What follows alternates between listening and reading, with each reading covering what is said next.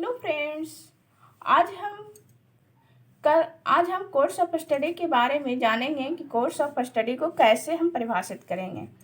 कल सिलेबस और कैरिकुलम के बारे में जाने थे कि सिलेबस को कैसे परिभाषित करेंगे और कैरिकुलम को कैसे परिभाषित देंगे। सिलेबस और कैरिकुलम में क्या अंतर है। आज कोर्स ऑफ स्टडी के परिभाषित करते हैं कि कैसे समझेंगे कोर्स ऑफ स्टडी के अंतर्गत क्या आता है। चलिए, कोर्स ऑफ स्टडी को हिंदी में कहा जाता है पाठ्य वस्तु।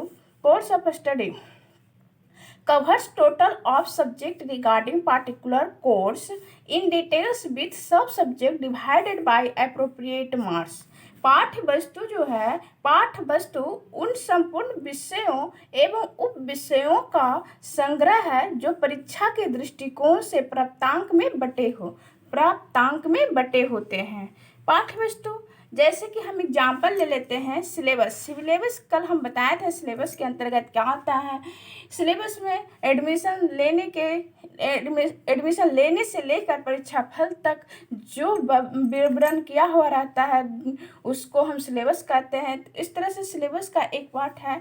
जैसे कि सिलेबस के अंतर्गत हम 10th का सिलेबस उठाते हैं। 10th के सिलेबस में मैथ रहता है 100 नंबर का, साइंस 100 नंबर का हो गया, सोशल साइंस हो गया, हिंदी हो गया 100 नंबर का, इंग्लिश हो गया 100 नंबर का, साइंस हो गया 100 नंबर का। ये जो 100 नंबर का है ये सिलेबस है।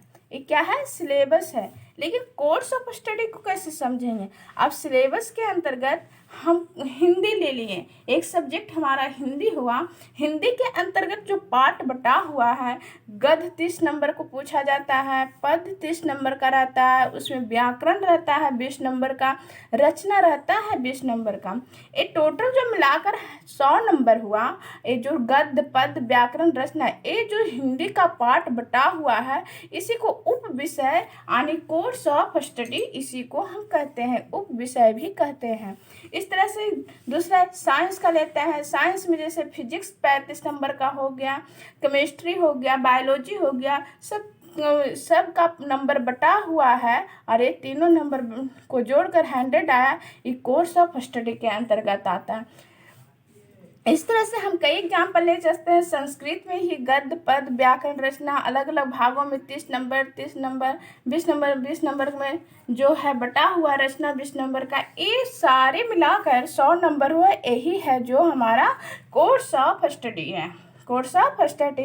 इस तरह से सोशल साइंस में भी देखेंगे, हिस्ट्री 30 नंबर का है, सिविक्स 30 नंबर का है, ज्योग्राफी 20 नंबर का पूछा जाता है, इकोनॉमिक्स 10 नंबर का पूछा जाता है, आपदा प्रबंधन 10 नंबर का पूछा जाता है। इस तरह से जितने भी उसमें पार्ट बटा हुआ है सोशल साइंस के अंतर्गत, उस सारे पार्ट को मिलाकर हम एक सब्जेक्ट का एक पार्ट विषय का नाम लेते हैं और सारे विषय को जोड़कर हम सिलेबस बनाते हैं।